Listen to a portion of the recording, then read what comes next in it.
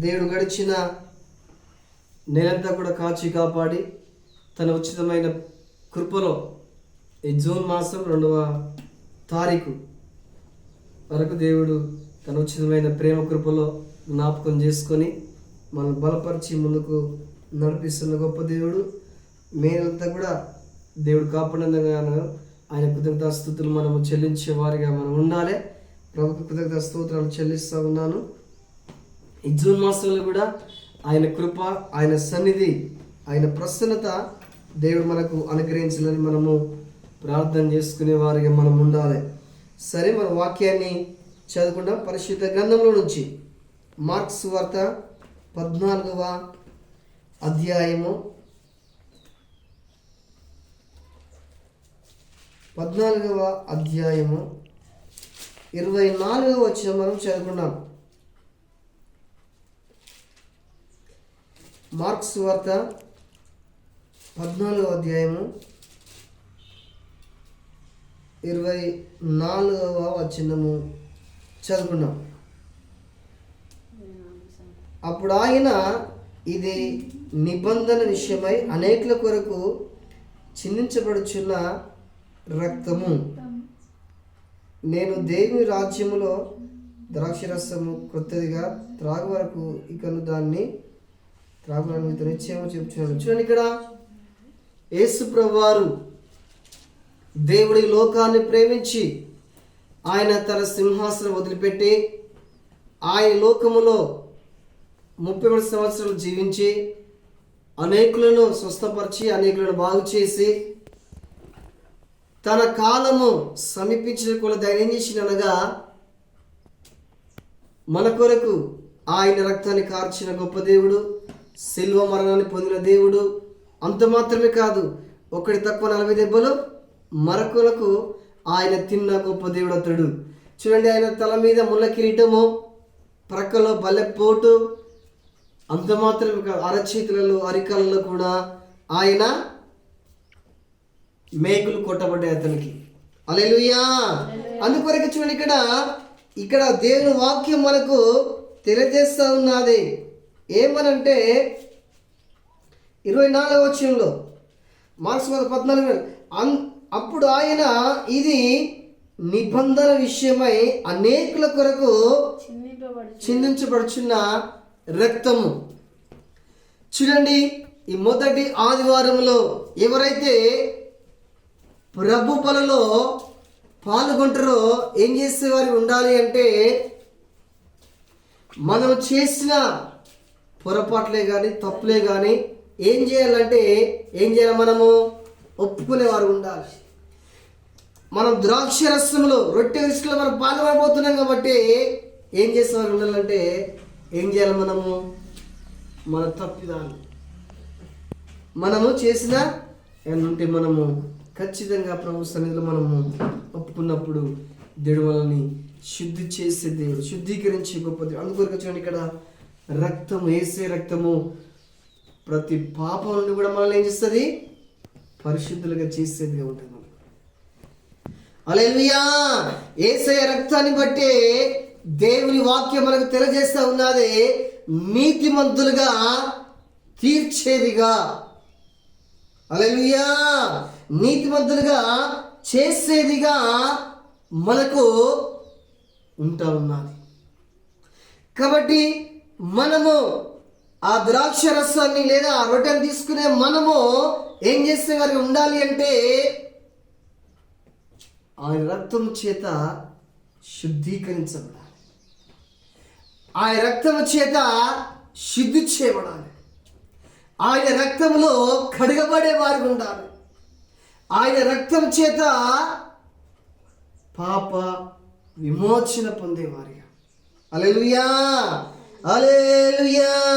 చూడండి, ఇక్కడ ఒక మాట మనము చదువుకుందాము. 22వ వచనంలో, వారు భోజనం చేయుచుండగా ఆయన ఒక రొట్టెను పట్టుకొని ఆశీర్వదించి విరిచి వారికిచ్చి మీరు తీసుకొనుడి, ఇది నా శరీరం అనేను. హల్లెలూయా. చూడండి, ఎవరైతే ప్రభు బలిలో పాల్గొంటారో ఈ రొట్టెకు సాదృశ్యంగా ఉన్న ఆయన శరీరం ఏం చేయాలి? మనము ఒప్పుకోవాలి తప్పులు, క్షమార్పణ మనం పొందుకునేవారు ఉండాలి. ప్రభువా నన్ను క్షమించండి, ప్రభువా నన్ను మీరు క్షమించండి. యేసయ్యా ఇదిగో నేను ఈ లోకంలో ఉంటున్నా కాబట్టి ఎక్కడైనా కానీ ఏమైనా పొరపాట్లు చేసినప్పుడు నన్ను నీవు క్షమించండి, కృప చూపండి అని మనం ప్రార్థన చేసుకున్నప్పుడు వ్యక్తిగతంగా ఆయన ఖచ్చితంగా మనల్ని ఏం చేస్తే దేవుడు అంటే క్షమించే గొప్ప దేవుడు అతడు. హల్లెలూయా, హల్లెలూయా. మనం వారు భోజనం చేయుచుండగా ఆయన ఒక రొట్టెను పట్టుకొని ఆశీర్వదించి విరిచి వారికి ఇచ్చి, మీరు దీనిని తీసుకొనుడి, ఇది నా శరీరము. ప్రభువులో పాల్గొనే మనము ఏం చేయాలంటే శుద్ధీకరించబడాలి, శుద్ధి చేయబడాలి. ఇంకా కింద వచ్చిన మనం చదువుకుంటాం, చదవండి 23వ వచనం. పిమ్మట ఆయన గిన్నె పట్టుకొని కృతజ్ఞతాస్తుతులు చెల్లించి దాన్ని వారికి ఇచ్చెను. వారందరూ దానిలోనిది త్రాగిరి. హల్లెలూయా. చూడండి, మనము ఈ రొట్టెను విరవక ముందుకు, ఈ ద్రాక్షరసము తాగక ముందుకు ఏం చేయాలంటే మనకు మనమే ప్రభు సన్నిధిలో యేసయ్యను గోజాడి ప్రార్థనలో ప్రభుని బ్రతిమలాడి ఆయన మనస్సు మన మీదకి త్రిప్పేదిగా ఉంటాడు యేసు ప్రభు. అందుకని మనం ఏం చేస్తారు ఉండాలంటే ఆయన పాదాలు పట్టుకొని, ప్రభు ఇదిగో ఈ రొట్టెలో ద్రాక్షరసం నేను పాల్గొనబోతున్నాను కాబట్టి నన్ను ఏం చేయాలంటే క్షమించండి, క్షమించండి అని మనం ప్రభుని అడిగినప్పుడు ఆయన మనల్ని జ్ఞాపకం చేసుకునే గొప్ప దేవుడు అతడు. ఆయన శక్తి కలిగిన దేవుడు అతడు. కాబట్టి ఎవరైతే ప్రభువులలో పాల్గొంటారో ఖచ్చితంగా ప్రభు సహాయం చేసే దేవుడు.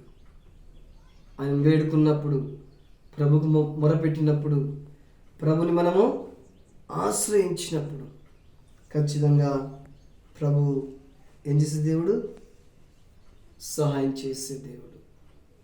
అందుకే తిమోతికి రాసిన మొదటి పత్రికలో పౌలు అంటాడు ఏమనగా, పాపులో నేను ప్రధానుడను. చూడండి, అంత పెద్ద భక్తుడే పౌలే ఏమంటారంటే పాపులో నేను ప్రధానుడు అంటే, చూడండి మానవులు ఏం చేయాలంటే ప్రతి దినము కూడా మనము యేసయ్యను, ప్రభు నేను పాపిని అని మనము అడిగినప్పుడు, ప్రభువులో పాల్గొనే మనము యేసయ్యను వేడుకున్నప్పుడు ఖచ్చితంగా ఆయన మనల్ని జ్ఞాపకం చేసుకునే గొప్ప దేవుడు. ఆయన శక్తి కలిగిన దేవుడు. ఆయన నిన్న నేడు ఏకరీతిలో గొప్ప దేవుడు. కాబట్టి ఆయన ఏం చేస్తుంది అంటే మన స్థితిని మార్చే గొప్ప దేవుడు, మన పరిస్థితులను మార్చే గొప్ప దేవుడు. యేసయ్యా ఇదిగో తండ్రి నేను పాపిని అని మనం పశ్చాత్తాపడ్డప్పుడు, కన్నీరు కార్చినప్పుడు, రోదన చేసినప్పుడు ఆయన ఏం చేసే దేవుడు అంటే అబ్రహామును దాటిపోని దేవుడు. ఈ మధ్యన కలిసిన మనం కూడా ప్రభు దాటిపోని దేవుడు అతడు. హల్లెలూయా, హల్లెలూయా.